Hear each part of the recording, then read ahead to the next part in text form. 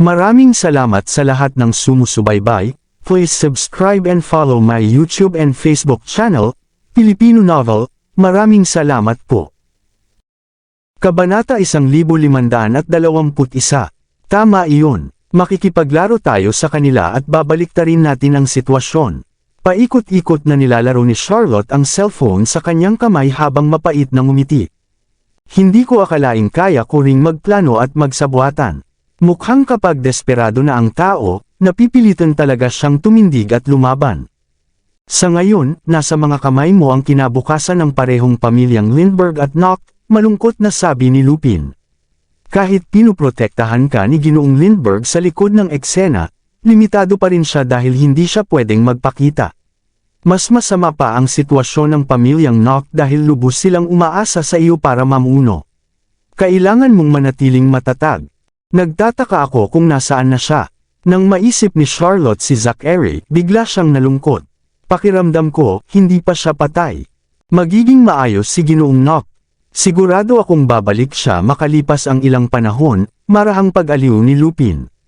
Hindi, sandali, biglang nagkaroon ng ideya si Charlotte.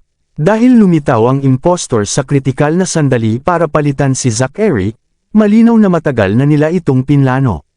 Kung ganoon, maaaring sangkot sila sa sunog at posibleng alam nila kung nasaan si Zachary. Tama ka, naliwanagan si Lupin. Kung ganoon, dapat ba nating hulihin ang impostor at tanungin siya tungkol sa kinaroroonan ni Ginoong Noct? Hindi yun magiging ganoon kadali. Kumunat ang noo ni Charlotte habang pinaalalahanan ang sarili. Kailangan nating manatiling kalmado at umusad ng paisa-isang hakbang. Pero kung isa sa alang-alang ang kalusugan ni Ginoong Noct, natatakot akong nauubusan na tayo ng oras, may pag-aalalang sabi ni Lupin. Mas mabuting gawin na natin ito sa lalong madaling panahon. Oo, alam ko iyon.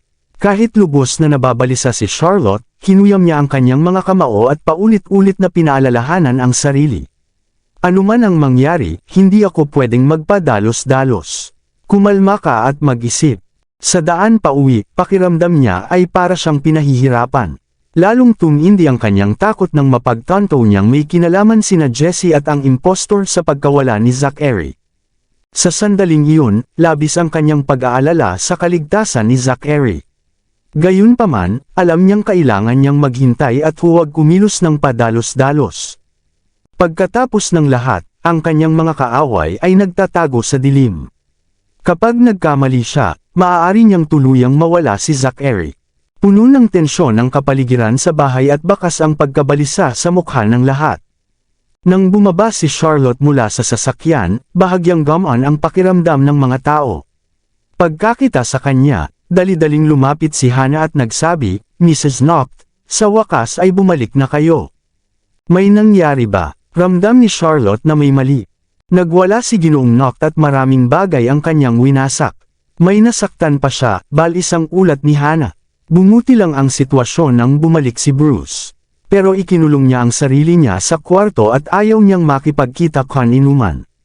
Sino ang nasaktan? Malala ba? Tanong ni Charlotte na nakakunot ang noo. Isa sa mga kasambahay. May hiwas sa noo at maraming dugo ang nawala. Nagamot na ni Dr. Langan ang sugat kaya hindi naman malubha. Pero takot na takot ang lahat. Marahang paliwanag ni Hannah, "Mrs. Noct, dapat kayong pumasok at pakalmeyan siya. Baka masama lang ang pakiramdam niya dahil sa sobrang sakit ng paggamot. Kahit gaano pa kasakit, hindi tama na manakit siya ng iba." Mariing sinabi ni Charlotte, noong sumailalim siya sa parehong paggamot dati, hindi naman siya nagkaganito. Pero, Mrs. Lindbergh, bumaba si Bruce mula sa itaas. "Mabuti at nakabalik na kayo. Mainit pa rin ang ulo ni Ginoong Noct, kaya mas mabuting kayo na ang tumingin sa kanya." Nagalit si Charlotte nang makita ang sugat sa ulo nito. "Sinaktan ka ba niya?" "Hindi yun mahalaga." Yumuko si Bruce. Hindi matatag ang emosyon niya ngayon at ayaw niyang makinig sa akin kahit anong pakiusap ang gawin ko. "Natatakot akong kayo lang ang kaya niyang pakinggan. Makinig kayong lahat," utos ni Charlotte. "Kapag sinaktan niya kayo ulit, pigilan ninyo siya at itali. Huwag ninyong palampasin ang masamang ugaling ito." Nagkatinginan ang lahat, gulat sa kanyang sinabi, ngunit walang nang ahas magsalita. Mrs. Lindbergh, hindi namin pwedeng gawin iyon. Mabilis na pumihil si Bruce. Si Ginoong Noct ang pinuno ng pamilya kaya may karapatan siyang saktan kami. Hindi namin siya pwedeng bastyusan. Kung sinabi kong oo, ibig sabihin ay oo. Sigaw ni Charlotte, kung kaya niyang saktan kayo, ibig sabihin kaya rin niyang saktan ang sarili niya. Bakit hindi ninyo naisip na maaari niyang saktan ang sarili niya? Kapag inulit niya iyon, pigilan ninyo siya at itali. Naiintindihan ba ninyo ako? Mabilis na tumango ang lahat. Tama kayo, hingal na sabi ni Bruce. Kailangan ko siyang puntahan ngayon. Hindi mo na kailangan. Pinigilan siya ni Charlotte. Ako na ang pupunta. Ipagamot mo muna ang sugat mo at aliwin ang nasaktang kasambahay. Sige, agad na tumalima si Bruce. Habang paakyat si Charlotte, dali-daling sumunod si Lupin at nagtanong, Miss Lindbergh, delikado po ba iyon? Huwag kang mag-alala, hindi niya ako kayang talunin, sagot ni Charlotte. Nasubukan na niya iyon kanina sa banyo. Hindi marunong makipaglaban ang lalaking iyon, pero lalaki pa rin siya at mas malakas sa pisikal kaysa sa kanya. Bukod pa roon, wala itong hiya. Kaya kailangan pa rin niyang mag-ingat. Pagdating sa kwarto, bago pa man niya mabuksan ang pinto, may lumipad na ashtray papunta sa kanya. Mabilis na umiwas si Charlotte at nakaligtas. Tumama ang ashtray sa pader ng pasilyo at bumagsak sa sahig na may malakas na tunog. Ano bang problema mo? Tumangala si Charlotte at tiningnan ang Zachary sa loob ng silid. Basa ang buhok ng lalaki at nakasuot ng bathrobe. Nakaupo siya sa sofa, masama ang tingin kay Charlotte. Halatang galit siya sa mga nangyari kanina. Wala siyang kinain buong araw at napilitan siyang magbabad sa herbal na paligo ng 1 oras. Pagkatapos noon, itinali siya sa kama at tinusukan ng maraming karayom. Narinig ng buong Northridge ang kanyang mga sigaw. Para siyang kinakatay. Ang sakit sa kanyang sigaw ay nagpaiyak kay Hannah at nagpabigat ng dibdib ni Bruce sa pag-aalala. Matapos ang acupuncture, nawalan siya ng malay sa kama. Ngunit kalahating oras ang nakalipas, nagising siya at nagsimulang maghagis ng mga gamit. Doon niya aksidenteng nasaktan ang kasambahay. Nang pumasok si Bruce para pigilan siya, nasaktan din niya ito. Kakaalis lang niya kay Bruce nang may pumasok ulit sa silid. Nang ihagis niya ang ashtray, nagtaka siya kung sinong walang takot ang nanggugulo pa sa kanya. Ilang sandali lang, napagtanto niyang si Charlotte iyon. Kung may sakit ka, kailangan mong magpagamot. Sarili mong desisyon ang plano ng paggamot na ito. Ngayon na medyo mahirap na, nagwawala ka na. Nakasalubong ni Charlotte ang kanyang galit na tingin. Noong huli kang sumailalim sa paggamot, mas mahirap pa roon pero hindi ka naman nagreklamo. Bakit ka napaka-irritable ngayon? Patuloy lang ang titig ni Zachary sa kanya, na halos lumiliyab ang mga mata. Ngunit pinigil niya ang galit, huminga ng malalim, at pilit na sinabi, ayoko nang magpagamot. Ayaw mo na. Paano ka gagaling kung hindi ka magpapagamot? Tanong ni Charlotte. Nasa balikat mo ang kinabukasan ng pamilyang Noct at nagwawala ka pa sa ganitong panahon. Walang silbi ang paggamot na ito. Habang ginagawa ko ito, lalo lang akong nahihirapan. Nabigo si Zachary habang niluluwagan ang bathrobe at ibinuka ang mga braso. Galit niyang sabi, tingnan mo ako. Tingnan mo, sunog ang balat ko at punong-puno ako ng butas ng karayom. Mas maayos pa ang kalagayan ko bago ang paggamot. Habang nagsasalita siya, lalong pumangit ang kanyang boses at nagsimula pa siyang mabulunan, na nanginginig ang kanyang mga labi. Hindi ito dapat danasin ng kahit sino.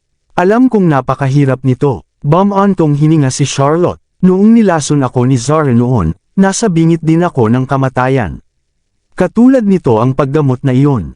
Sa katunayan, pareho ang ginamit na pamamaraan sa iyo at sa akin noon. Ginagawa mo ito ng sadya. Biglang sigaw ng peking Zachary. Ano ang ibig mong sabihin? Sigaw ni Charlotte habang nakakunot ang noo. Zachary, mag-asawa tayo. Bakit sinasabi mo pa ang mga ganyang bagay? Oo, nagkamali sa akin ang pamilyang Noct. Kinamuhian kita at gumanti ako sa iyo. Pero tapos na ang lahat ng iyon. Hindi ba't napagkasunduan na nating harapin ang hinaharap ng magkasama? Matapos mabigkas ng Zachary ang kanyang iniisip na gumaganti sa kanya si Charlotte, nakaramdam siya ng matinding kaba, iniisip na baka may nasabi siyang mali at may nabanyag siyang hindi dapat. Gayunpaman, ang naging tugon ni Charlotte ay nagpaibsa ng kanyang pag-aalala. Buti na lang at wala siyang napansin. Dati namang may hinanakit siya kay Zachary, kaya hindi nakataka-taka kung iisipin niyang ginagantihan siya nito. Alam kong ginagawa mo ito para sa akin, pero talagang hindi na kailangan ang gamutang ito. Dahil wala na siyang magawa, pinalambot ni Zachary ang kanyang tono at nakiusap. Napakahirap nito. Wala namang epekto at lalo pang lumalala ang kalagayan ko. Paano mangyayari iyon? Gumaling ako dahil sa gamutang ito. Kumunot ang noo ni Charlotte. At bago pa mangyari ang insidenteng iyon, pumayag ka sa plano ng gamutan. Bakit bigla kang nagbago ng isip? Ako, sandaling nawala ng maisasagot si Zachary. Alam niyang kung ipagpapatuloy pa niya ito, tiyak na mabubunyag siya. Pagkatapos ng lahat, ang tunay na Zachary ay may malubhang karamdaman, kaya kahit gaano pa kasakit ang gamutan, tiyak na makikipagtulungan siya para lang mabuhay. Kung talagang ayaw mo na itong ituloy, hindi kita pipilitin. Malungkot na sabi ni Charlotte habang bumubuntong hininga. Hindi ko kayang makita kang pinahihirapan. Alam mo ba, itigil na lang natin ito. Talaga, nasilayan ng tuwa ang mga mata ng pekeng Zachary. Pupunta tayo kay Reyna, pagpapatuloy ni Charlotte. Habang nandyan pa si Dr. Wright, hihilingin nating magsagawa siya ng isa pang operasyon at kumuha ng dugo. Mapapatatag nito ang kalagayan mo. Kapag nahanap na natin si Francesco, gagamit tayo ng ibang plano ng gamutan. Napatameme ang Zachary. Kumuha ng dugo. Oo, may ginawa na tayong ganito dati. Gagawa tayo ng maliit na hiwa sa likod ng tainga mo at palalabasin ang masamang dugo. Pagkatapos ay kailangan mong manatili sa kama ng 1 buwan para unti-unting makabawi. Hindi mo naman kailangang maging ganoon kalupit. Halos mapasigaw ang pekeng Zachary. Hindi mo ba sinabi na kailangan kong pumasok sa opisina bukas? Hindi ba't parang magiging pili na ako kung 1 buwan akong hindi makakabangon? Kailangang may siguro agad ang plano niya. Kung magiging bedbound siya ng 1 buwan, hindi niya magagawa ang plano. Kung ganoon, ano ang gusto mo? Walang magawang tanong ni Charlotte. Napangiti ng pilit ang Zachary. Totoong pinahihirapan siya ng lahat ng ito, ngunit pinatatag niya ang loob at sinabi, sundin na lang natin ang plano ng gamutan ni Dr. Felch. Habang sinasabi niya iyon, inihanda na niya ang sarili sa matinding hirap na darating. Iyon ang pinili niya. Pinili niya ang mas mabuting opsyon sa dalawa. Bagamat napakahirap ang magbabad sa mainit na herbal bath at sumailalim sa acupuncture araw-araw, matatapos din ang paghihirap niya kapag naisakatuparan na ang plano. Kung operasyon naman ang pipiliin niya, magiging inutil siya sa loob ng 1 buwan. Bukod pa roon, maaari pa siyang mabunyag. Kapag nangyari iyon, tiyak na babalatan siya ng buhay ng babaeng nasa harapan niya. Ikaw ang pumili nito, mabilis na sabi ni Charlotte. Sa ganoong kaso, makipagtulungan ka sa amin sa gamutan at itigil mo na ang pagwawala. Huwag ka na ring manakit ng iba. Sinabihan ko na sila na itali ka kapag muli kang nagwala. Kapag nangyari iyon, magiging napaka-awkward ng sitwasyon.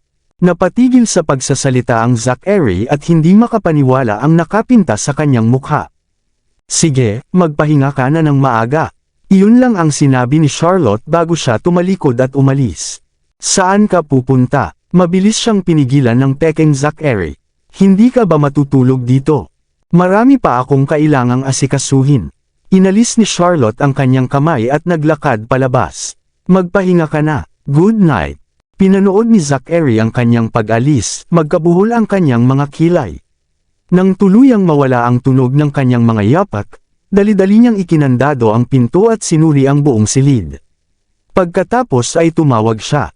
Kumusta? Halos mamatay ako sa pahirap kanina.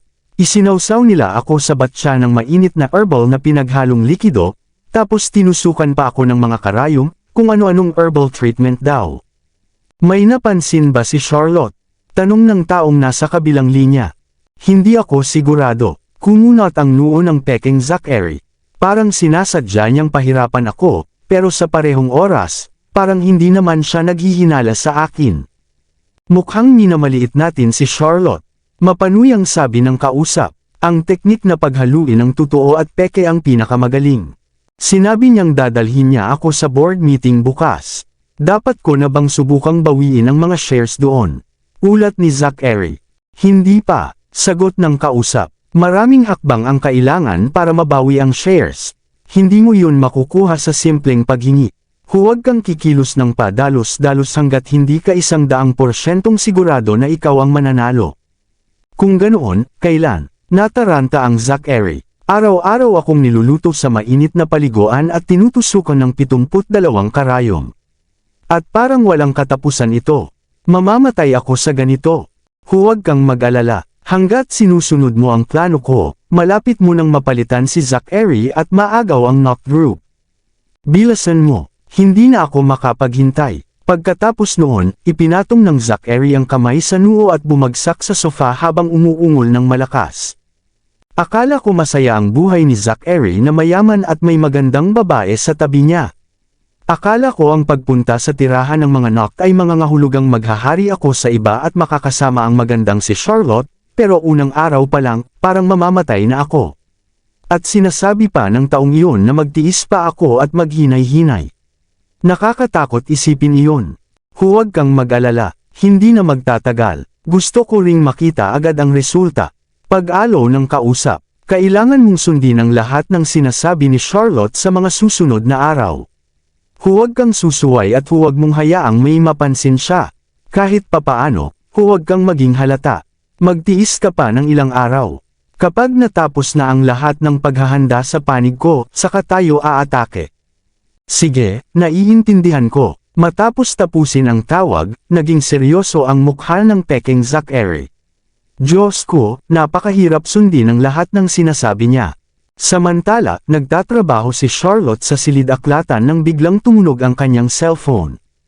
Tawag yun mula kay Michael. Michael, Charlotte, may oras ka ba? Gusto sana kitang makausap. Michael, sobrang busy ko nitong mga nakaraang araw. Gusto kong makipag-usap sa iyo tungkol sa balita. Kung hindi, hindi ako makakabalik sa M-Nation. Halos pakiusap ang tono ni Michael. Paumanhin, Michael. Saka lamang naalala ni Charlotte na nasangkot si Michael sa mga kamakailang balita tungkol sa kanya. Sigurado siyang nakatutok ang lahat ng malalaking media company sa kanya. Sa katunayan, tila naapektuhan din ang shares ng Brown Group dahil sa kanyang mga issue. Ayos lang sana sa akin, pero apektado na ang kumpanya. Pinipressure ako ng board of directors at galit na galit ang tatay ko. Kailangan kong magbigay ng paliwanag sa media at sa pamilya ko, kaya gusto kong pag-usapan natin kung paano ko ito haharapin. Naiintindihan ko. Tumingin si Charlotte sa relo. Nasaan ka ngayon? Pupuntahan kita. Nasa South Sea Hotel pa rin ako. Pupunta ako ngayon. Ituloy natin ang usapan kapag nagkita tayo. Sige, hihintayin kita. Matapos ang tawag, nagpalit si Charlotte at umalis kasama si Morgan. Ako ang naging dahilan kung bakit siya nadamay sa gulong ito. Dapat ko siyang bigyan ng maayos na paliwanag. Ang hindi inaasahan ni Charlotte ay ang peking Zachary na nagngangalit habang nakahiga sa kama ay nakatanggap ng tawag at biglang tumakbo palabas. Ihanda ang sasakyan. Hahanapin ko si Charlotte ngayon din. Kakaalis lang ni Mrs. Knock. Sabi ni Bruce, Ginoong Knock, may kailangan po ba kayo? Gusto niyo bang tawagan ko si Mrs. Knock? Sinabi kong hahanapin ko siya ngayon din at inutusan kitang ihanda ang sasakyan. Hindi mo ba ako narinig? Hindi ka ba makikinig sa akin? Sigaw ng peking Zachary. Hindi po. Hindi na nang ahas pang magsalita si Bruce at agad na inihanda ang sasakyan. Pagkasakay sa kotse, nagtanong ang tauhan ni Zachary, Ginoong Knock, nakalayo na si Mrs. Knock. Alam po ba ninyo kung nasaan siya? Nasa South Sea Hotel siya. Mabilis na sabi ng peking Zachary. Bilasan ninyo at sundan siya. Opo, Ginoo. Kabanata 1525. Pagkatapos noon, nagmaneho ang tauhan patungo sa South Sea Hotel. Nakatitig si Bruce na nakaupo sa unahang upuan ng pasahero, na halatang naguguluhan. Bakit biglang nagmamadaling umalis si Mrs. Knock? Bakit naman siya sinusundan ni Ginoong Knock? Ano ang nangyari? Dapat ko bang ipaalam ito kay Mrs. Knock? Huwag na huwag mong iisiping sabihin ito sa kanya. Galit na babala ng peking Zachary na tila nabasa ang iniisip ni Bruce. Sana alam mo kung kanino ka talaga dapat maging tapat. Agad na yumuko si Bruce at mahinang sumagot, "Opo, Ginoo." Muling sinulyapan ng Zachary si Bruce bago ibinalik ang tingin sa kalsada, na halatang nababagabag ng masasamang iniisip. Samantala, dumating na si Charlotte sa South Sea Hotel kasama si Morgan. Matagal na siyang hinihintay ni Michael. Pagkakita sa kanya, mabilis itong lumapit at bumati, "Charlotte, bakit ka naghihintay dito?" Kumunat ang noo ni Charlotte habang nililibot ng tingin ang paligid. Mabuti na lang at walang kaina-hinalang tao sa paligid. Mabilis niyang hinila si Michael papasok ng gusali at marahang bamulong, "Nakatingin sa atin ang buong mundo ngayon. Isa lang ang kasama ko at ordinaryong sasakyan pa ang ginamit ko para hindi makaagaw ng pansin. Bakit ka pa nakatayo sa may entrada para salubungin ako? Paano kung may makakuha ng litrato? Huwag kang mag-alala. Lahat ng tao sa hotel ay mga tauhan ko." Kalmado ang sagot ni Michael. "Kumusta na ang sitwasyon mo, Charlotte? Narinig kong bumalik na raw si Ginoong Knock." "Oo, bumalik na siya." Tumango si Charlotte. "Umakyat muna tayo bago tayo mag-usap." "Sige." Inakay siya ni Michael papunta sa restaurant. Wala nang ibang tao roon dahil ipinahanda na niya ang lugar. Matapos ihain ng manager ang mga masasarap na dessert, tumabi ito sa isang gilid. Habang nagbubuhos si Michael ng mainit na itim na tsaa para kay Charlotte, nagtanong siya, "Charlotte, ano ba talaga ang nangyayari? Bakit ang daming iskandalo na kumakalat? Ano ba ang totoo sa pagitan ninyo ni Ginoong Knock?" "Mahabang kwento ito." Uminom si Charlotte ng tsaa. "Unahin muna natin ang sa iyo. Mukhang malaki ang naging epekto nito sa iyo. Nasulyapan ko ang shares ng Brown Group kanina at mukhang bumagsak ng husto." "Tama iyon." Nalungkot si Michael sa tuwing nababanggit ang usaping iyon. "Mula nang magkasakit ang ama ko, hindi na kasing ayos ang takbo ng kumpanya. Sa loob ng 2 taon, ibinuhos ko ang lahat ng lakas at panahon ko para patatagin ito, pero sa pagkakataong ito, lubhang naapektuhan ang reputasyon at kita ng kumpanya. Paumanhin, Michael, ako ang may kasalanan nito." Marahang sabi ni Charlotte, "Wala kang kinalaman dito. Hindi ko alam kung bakit ka nadamay ng media." Hindi mo kasalanan." Agad na sabi ni Michael. "Halatang may naglalatag ng bitag para sa atin. Gusto ka nilang pilitin na sumuko. Kung may dapat sisihin, sila iyon, hindi ikaw. Gayunman, nagsimula ito dahil sa akin." Kumunat ang noo ni Charlotte. "Ganito na lang, magbibigay ako ng paglilinaw sa media pagkatapos ng meeting bukas ng umaga. Natatakot akong hindi sapat ang paglilinaw mo sa ngayon." Bumantong hininga si Michael. "Napakaraming litrato at video natin ang kumakalat sa internet. Hindi na natin basta mabubura ang linya. Bukod pa riyan, walang maniniwala sa iyo dahil direkta kang sangkot dito. Kung ganoon, si Zachary ang magbibigay ng paglilinaw." Napag-isipan na ito ni Charlotte bago pa siya makipagkita kay Michael. May maniniwala naman sa kanya, hindi ba? Nagulat si Michael. Oo, makakatulong ang kanyang salita, pero gagawin ba niya iyon? "Ipaubaya mo sa akin," tiwalang sabi ni Charlotte. "Kapag hamupa na ito, hahanap ako ng paraan para mabawi ang lugi ng Brown Group." "Parang mga estranghero naman ang sinasabi mo." Biglang sabi ni Michael. "Wala ni isa sa atin ang nakakita nito na darating, at biktima ka rin. Paano kita hihingan ng kabayaran? Estranghero ba ako sa iyo? Pero, tama na, Charlotte, huwag na nating pag-usapan ang pagkalugi." Putol ni Michael. "Ang gusto ko lang ay matapos na ito at hindi na maapektuhan ang kumpanya. Iyon lang ang mahalaga. Bukod pa roon, may isa pa akong gustong pag-usapan sa iyo."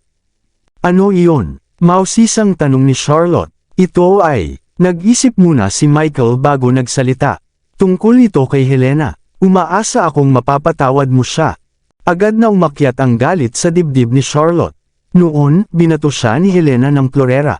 Si Zachary ang tinamaan ng ipagtanggol siya, at iyon ang naging dahilan kung bakit lumala ang kondisyon nito.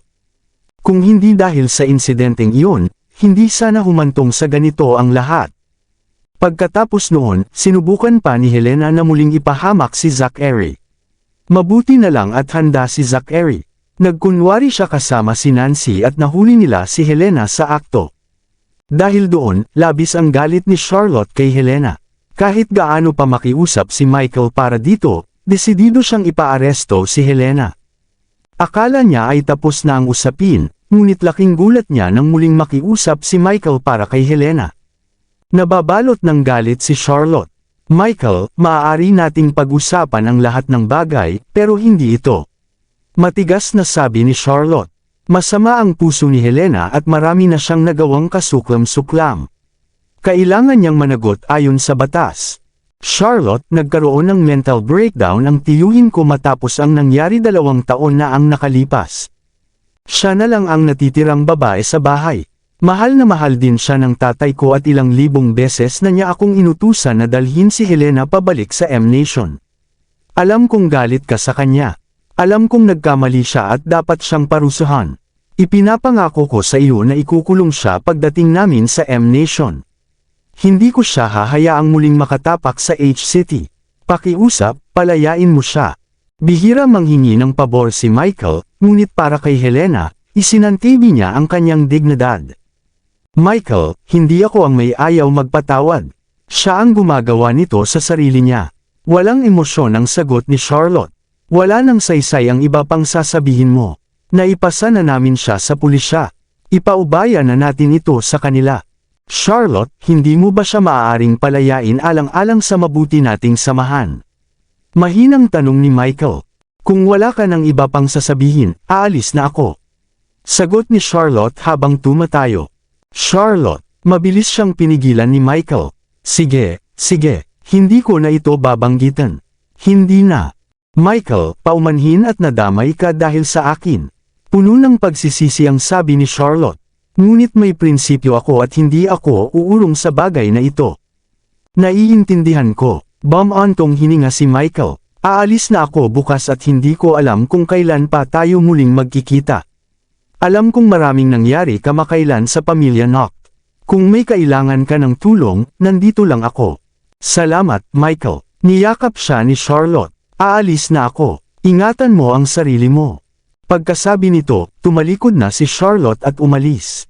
Tinitigil ni Michael ang papalayong anyo niya, puno ng lungkot at iba pang hindi mabasang emosyon. Sa sandaling iyon, tumunog ang kanyang telepono at agad niya itong sinagot.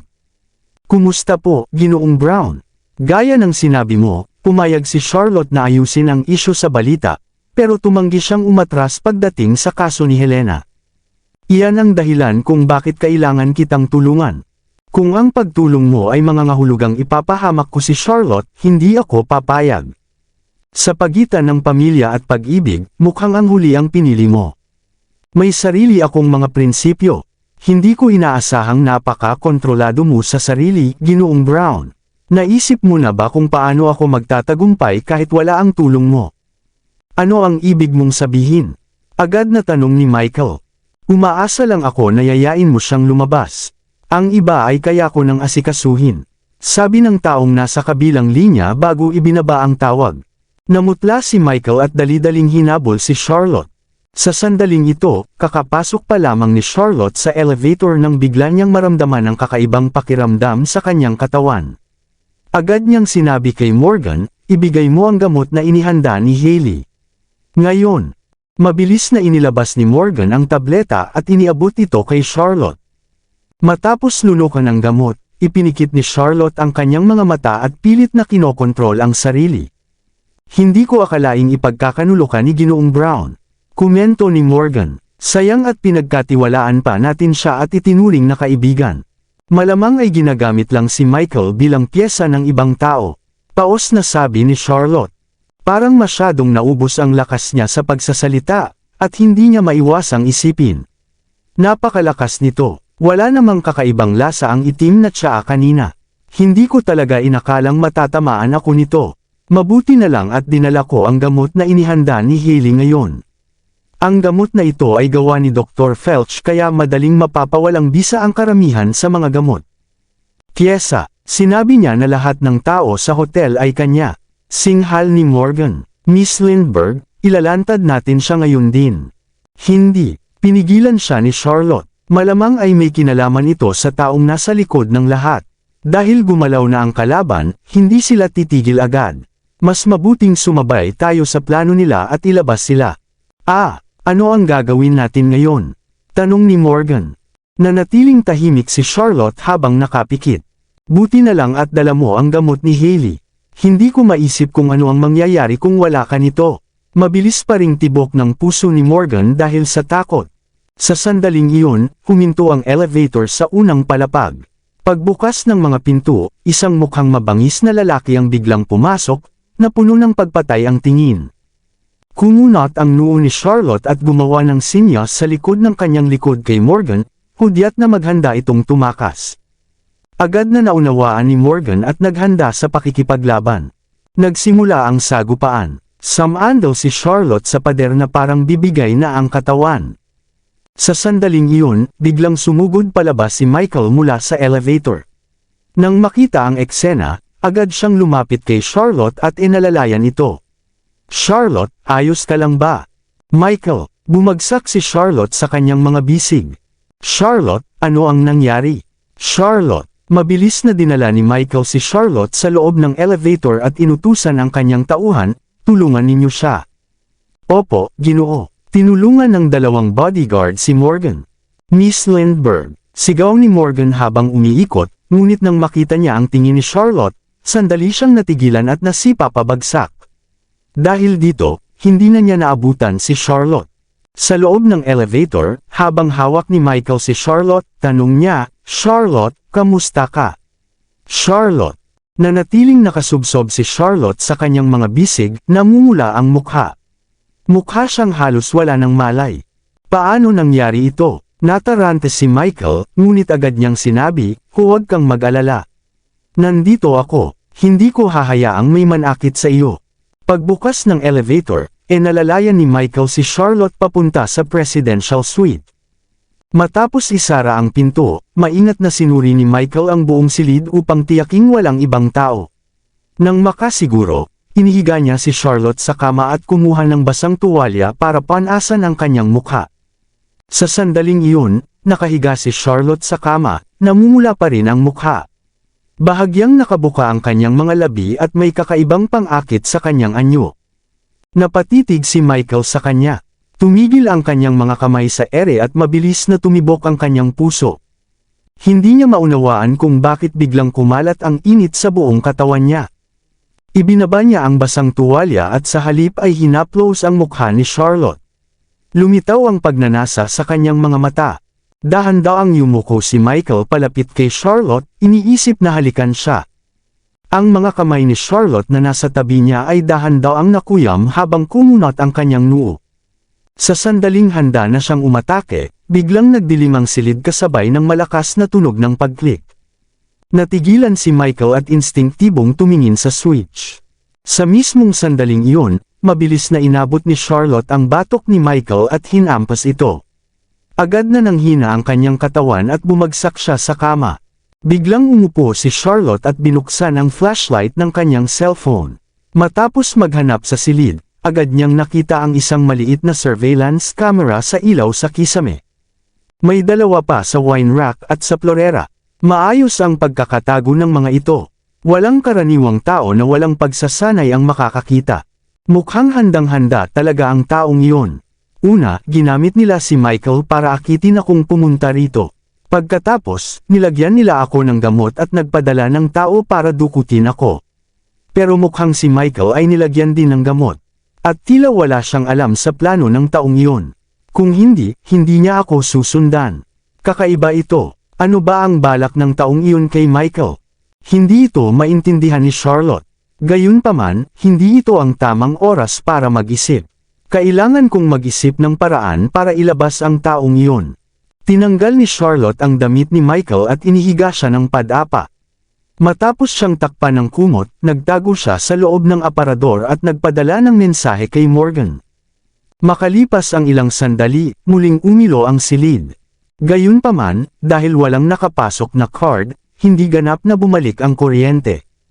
Ang mga emergency light lamang ang nakasindi. Hindi inalis ni Charlotte ang tatlong camera sa kanilang kinalalagyan. Dahil sa madilim na ilaw, kalahating hubad na anyo lamang ni Michael ang makikita at wala ng iba. Kanina, sinira ni Morgan ang circuit box ng silid ayon sa utos ni Charlotte, at makalipas ang ilang sandali ay ibinalik niya ang kuryente. Ginawa iyon upang pansamantalang huminto ang mga surveillance camera. Sa ganoong paraan, hindi mare-record si Charlotte habang sinusuri ang silid at hinahanap ang mga camera. Kasabay nito, ang madilim na ilaw ay magpapahirap sa camera na makakuha ng malinaw na kuha ng nangyayari sa kama. Kung aalisin ni Charlotte ang mga camera, para na rin niyang sinabing may napansin siyang kakaiba. Sa ganoong sitwasyon, agad na magtatago ang kalaban. Sa kabilang banda, kahit maghinala sila sa biglang pagkawala ng kuryente at malabong kuha, magpapadala pa rin sila ng tao para magsiyasat. Kaya ang kailangan na lang niyang gawin ay maghintay na kumagat ang isda. Samantala, dumating na sa hotel ang Peking Zachary. Nang pababa na sana siya ng sasakyan, isang kotse ang biglang humarurot at huminto sa tabi niya. Bumaba mula rito si Nancy. Ginoong Nock, nagulat si Nancy nang makita siya. Ano ang ginagawa ninyo rito? Sino ang nagpadala sa iyo? Nagulat din ang Zachary nang makita si Nancy. Ako, magsisimula na sana si Nancy habang lumalapit sa kanya at ibinubulong ang sasabihin, ngunit biglang dumagsa ang mga mamamahayag at nagsimulang kumuha ng litrato. Dahil dito, mabilis na inakay ni Bruce si Zachary papasok ng hotel, habang ginawa rin ito ng tauhan ni Nancy sa kanya. Gayunpaman, sumugod din sa loob ang mga mamamahayag. Kakaiba, parang bulag ang mga gwardya ng hotel dahil hindi nila pinigilan ang mga mamamahayag. Mabilis na isinakay ng mga tauhan ng Peking Zachary at ni Nancy ang dalawa sa elevator patungo sa pinakamataas na palapag. Ano ang nangyayari? Kumunot ang noo ni Nancy, litong-lito. Ginoong Nock, sino ang nagpadala sa inyo rito? Sagutin mo muna ang tanong ko. Nanliit ang mga mata ni Zachary habang tinitigan siya. May natanggap akong mensahe mula kay Ginoong Brown. Sagot ni Nancy, nakatanggap din ba kayo? Hindi sumagot ang Zachary. Ibinaling lamang niya ang tingin pababa at nag-isip ng malalim. Ginoong Nock, marahang bulong ni Bruce. Nasa parking lot nga ang sasakyan ni Mrs. Nock, pero pakiramdam ko may kakaiba rito. Baka mas mabuting kontakan ninyo muna siya. Lalong kumunot ang noo ng Zachary habang tinitigan ang kanyang cellphone na nag-aalinlangan. Sa sandaling iyon, bumukas ang pinto ng elevator. Paglabas pa lamang nila, isang grupo ng mga mamamahayag ang lumabas mula sa katabing elevator at tumakbo patungo sa presidential suite. Kasabay nito, may sumigaw, narinig ko na si Charlotte Lindbergh, at ang pinuno ng pamilyang Brown, si Michael Brown, ay may relasyon sa loob ng silid na ito. Napakalaking balita nito. Mas kahanga-hanga pa, dinala raw ni Ginoong Nock ang kanyang sinasabing kasintahan na si Miss Gold para mahuli sila sa akto. Hahaha, napakakapanabik. Galit na galit ang Zachary hanggang sa mamula ang kanyang mukha at maglangit-ngut ang kanyang mga kamao. Agad na inutusan ni Bruce ang kanyang mga tauhan na paalisan ang mga mamamahayag, ngunit tumanggi ang grupo na umalis. Sa kasamaang palad, hindi sila maaaring pilitin ni Bruce dahil dalawa lamang ang kasama niyang tauhan nang siya ay magmadaling lumabas. Samantala, nakatayo si Nancy sa gilid ng pasilyo kasama ang kanyang tauhan, sinusubukang suriin ang sitwasyon. May malinaw na nagtatangka na ipahamak tayo, pero bakit ako isinasangkot?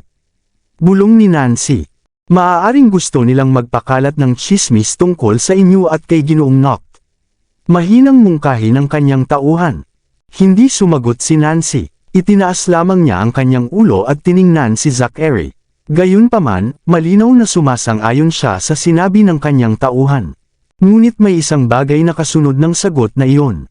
Bukod sa kanyang ama na si Jesse, sino pa ang gugustuhin kumalat ang tsismis sa pagitan niya at ni Zachary? Talaga bang katulad ng sinabi ni Charlotte ang lahat? Sa pag-iisip na iyon, kumunot ang noo ni Nancy. Dito mismo. Muling umalingaw-ngaw sa kanyang mga tainga ang masasayang sigaw ng mga mamamahayag, at nang itaas niya ang kanyang ulo, nakita niya ang isang grupo ng mga taong pilit na pumapasok sa silid. Pinipigilan sila ni Bruce, ngunit si Zachary ay nakatayo lamang sa malayo, tahimik na nanunood na walang anumang ekspresyon sa mukha.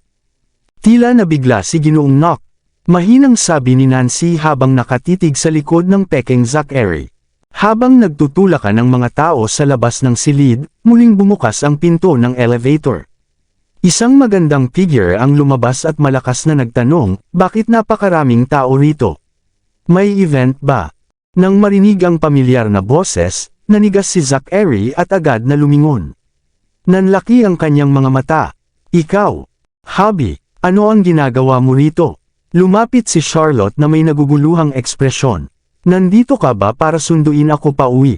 Ako, patuloy na nakatitig sa kanya ang peking Zachary, hindi pa rin makapaniwala sa nakita. Mrs. Knock, mabilis na lumapit si Bruce at bumulong. Ano ang nangyayari? Sabi nila kanina na. Habang nag-uusap sila, bumukas ang pinto ng presidential suite. Lumabas ang dalawang bodyguard. Ano ang ginagawa ninyong lahat dito? Agad na natigilan ang lahat.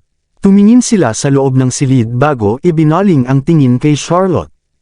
Si Michael lamang ang nasa silid at natutulog. Samantala, si Charlotte ay kagagaling lang sa elevator, maayos ang bihis. Nakatayo siya ngayon sa tabi ni Zachary. Ang inaakala nilang malaking balita ay malinaw na isang maling akala lamang.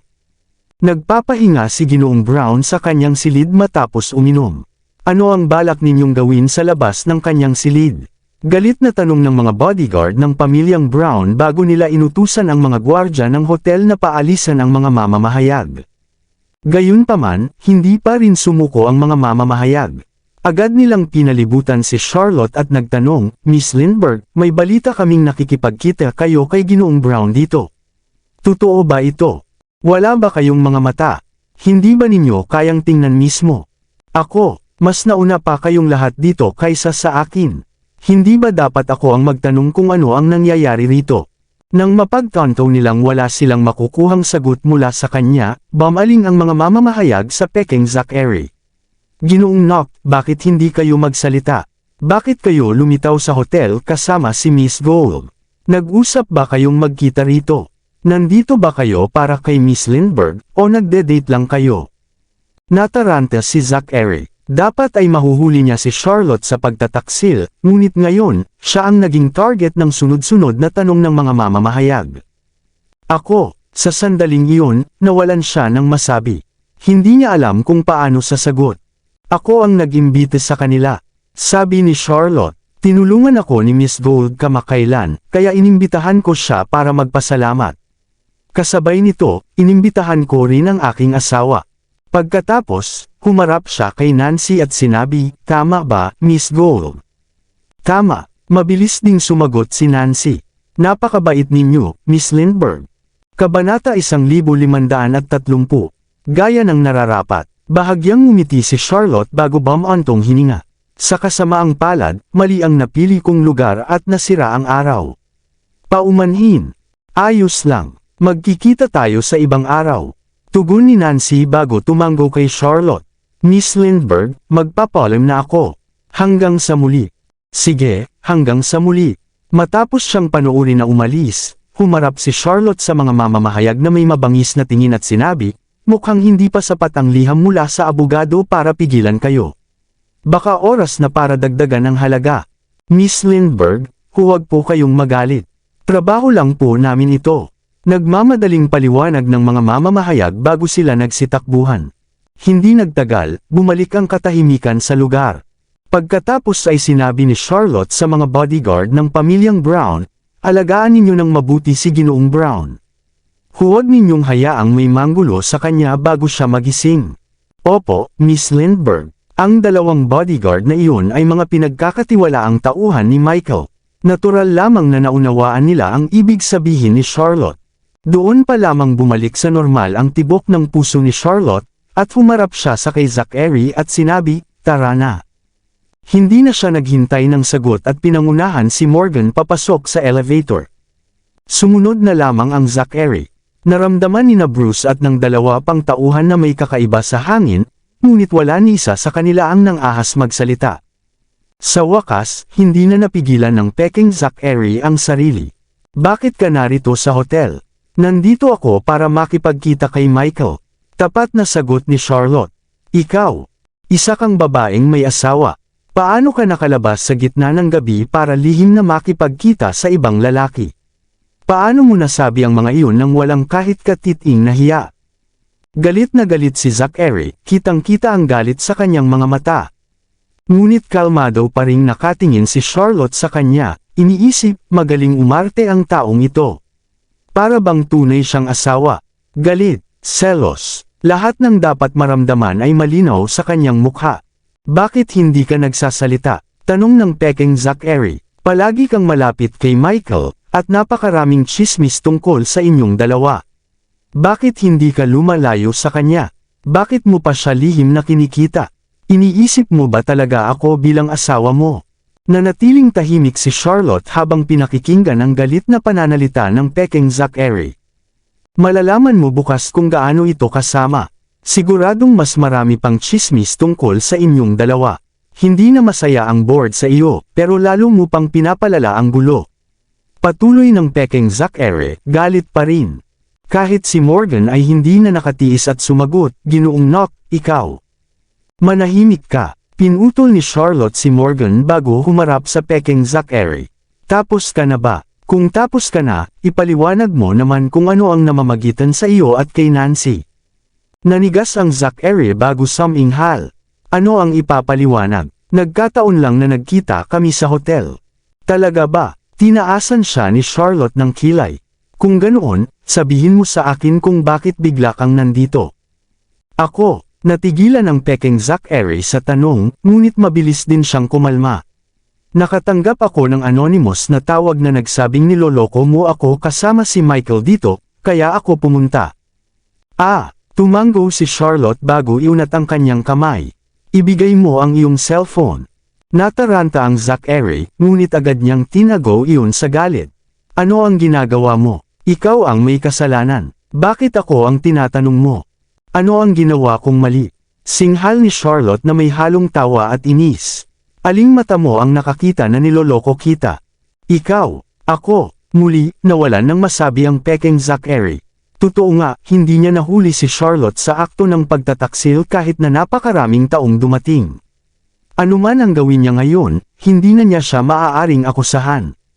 Dahil ba sa sakit mo kaya ka nawalan ng katinuan? Lahat ba ng tsismis ay paniniwalaan mo? Sa halip ay sinermonan siya ni Charlotte. Mukhang kailangan mo pa ng ilang sesyon ng acupuncture.